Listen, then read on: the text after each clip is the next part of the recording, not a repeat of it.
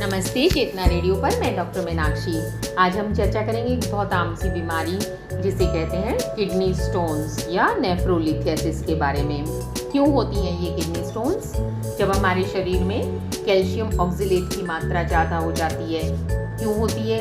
हमारे खान पान की वजह से। और भी कई तरह की स्टोन्स होती हैं, जैसे यूरिक एसिड स्टोन होती है। अगर यूरिक एसिड बॉडी में ज़्यादा है, जैसे गठिया के मरीज हैं उनमें होता है, या फिर विशेष प्रकार का प्रोटीन अगर हम ज़्यादा मात्रा में खाते हैं। एक स्ट्रोवाइट स्टोन होती है, ये महिलाओं में ज़्यादा कॉमन होती है। एक सिस्टिन स्टोन होती है। तो ये सब अगर इन तत्वों की मात्रा हमारी बॉडी में ज़्यादा होती है तो ये स्टोन का रूप ले लेते हैं और उसे हम कहते हैं नेफ्रोलिथियासिस। तो इसके क्या क्या लक्षण होते हैं?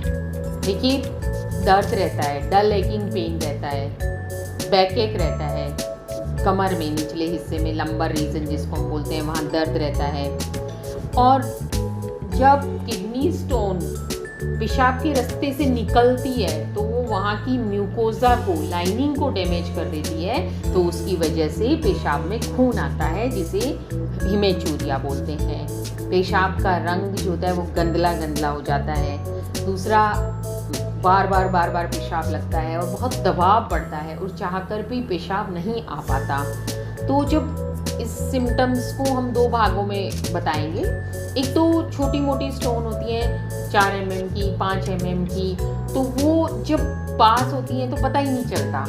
और जो बड़ी स्टोन होती है तो वो अगर बॉडी में है तो वो डल एकिंग टाइप का पेन, मतलब ऐसे दर्द रहता है, ऐसे वाली फीलिंग देते हैं। और जब किडनी स्टोन पास होती है तो रीनल कॉलिक होता है, वो बहुत सीवियर पेन होता है, बहुत तेज दर्द होता है। और उसके साथ जो मैंने बाकी लक्षण आपको बताए, पेशाब में खून आना, बहुत ज़्यादा दर्द होना, या पेशाब के रास्ते में रुकावट हो जाना, बार बार पेशाब लगना, दबाव बढ़ना और फिर भी पेशाब नहीं उतरना, ये लक्षण होते हैं। तो लक्षण बहुत ज़्यादा वेरी करते हैं कि आपके स्टोन का साइज क्या है, और दूसरी बात कि स्टोन किस जगह पर रुकावट डाल रहा है, पेशाब की नली में डाल रहा है, यूरेथ्रा में डाल रहा है, उन सब चीज़ों पर डिपेंड करता है।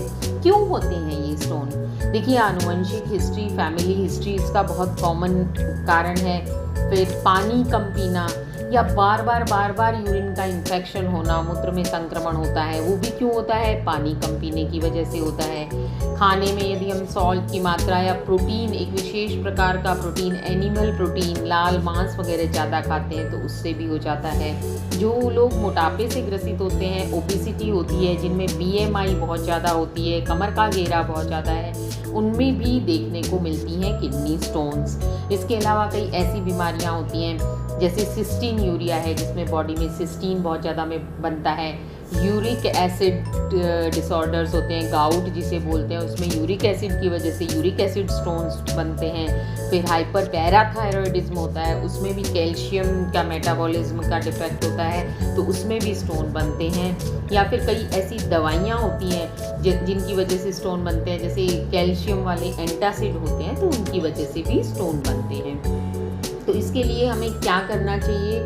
हमें सबसे बड़ा हथियार हमारे पास पानी है। पानी बहुत ज़्यादा पीना चाहिए।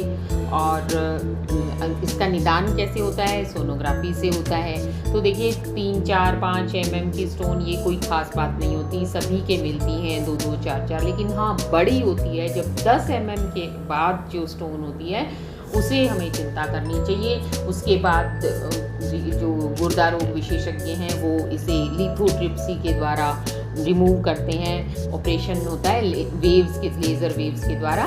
लेकिन वो भी यही सलाह देते हैं कि जहाँ तक हो सके खान पान के परहेज से और पानी ज़्यादा पीने से इनका इलाज होना चाहिए। आयुर्वेद में भी बहुत सी दवाइयाँ हैं, जैसे नीरी है, और होम्योपैथी में भी बहुत सी दवाइयाँ हैं जो कारगर हैं, जैसे बर्बेरिस है। और बहुत ज़्यादा पानी पीना, ये सब हमें बताता है कि ऑपरेशन इलाज नहीं है पथरी का, छोटी पथरी का। बहुत बड़ी होती है तभी ऑपरेशन की सलाह दी जाती है, क्योंकि ऑपरेशन के बाद कई बार जिनकी कहते हैं तासीर होती है या फैमिली हिस्ट्री होती है, उनके वापस बन जाती है। इसलिए अपना जो परहेज है वो ही बड़ा बचाव है। इसमें पानी बहुत ज़्यादा पीना है, क्योंकि 70 से 80% लोगों में गुर्दे की पथरी दोबारा होने की संभावना रहती है। इसके इलाज से परहेज बेहतर है। इसमें मैं आपको पानी तो पीना ही है 3 से 4 लीटर, और भी ज़्यादा पी सकते हैं। दूसरी बात जो है, खाने पीने में हम क्या खाएं क्या न खाएं, ये भी थोड़ी सी सलाह मैं आपको दूंगी।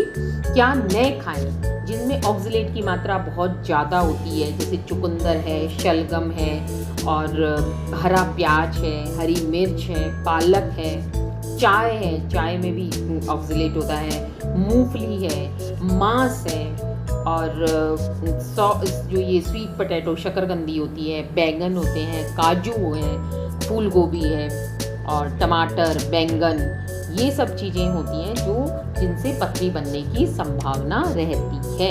इसलिए इन्हें लिमिटेड, कहते हैं ना, बहुत उचित मात्रा में ही खाएं, और अगर बहुत ज़्यादा आप पथरी हैं तो फिर आप इनको अवॉइड करें। और क्या खाना चाहिए? देखिए, लेमन, नींबू, प्याज, आलू बुखारा, तरबूज बहुत मात्रा में खाना चाहिए, नारियल पानी पीना चाहिए, गाजर, मूली, पनीर, स्ट्रॉबेरी, केला और बादाम, अनानास। अच्छा, कुल्थी की दाल होती है एक, वो भी पथरी वाले जो पेशेंट होते हैं उनको हम बताते हैं, वो उनको काफ़ी हेल्प करती है। एप्पल खा सकते हैं आप, पत्ता गोभी खा सकते हैं, मूली खा सकते हैं, जो बार्ली का पानी भी बहुत अच्छा होता है। तो ये कुछ लिस्ट थी कि हमें क्या खाना चाहिए, जो रिकमेंडेड फूड्स हैं, और क्या अवॉइड करना चाहिए। अवॉइड में विशेष रूप से पालक, बैंगन, टमाटर। पर हाँ, टमाटर अगर बीज निकाल के खाते हैं, या पूरी सब्जी में एक टमाटर है, तो आप उतना परहेज नहीं, अगर आप बहुत ज़्यादा बड़ी पथरी नहीं है तो उतना भी नहीं होना चाहिए कि मैं ये नहीं खाएंगे क्योंकि पथरी है। 5 mm 6 mm की पथरी के लिए आपको बहुत ज़्यादा परेशान होने की ज़रूरत नहीं है। आप बहुत ज़्यादा सारा पानी पिए तो वो अपने आप ही निकल जाएगी।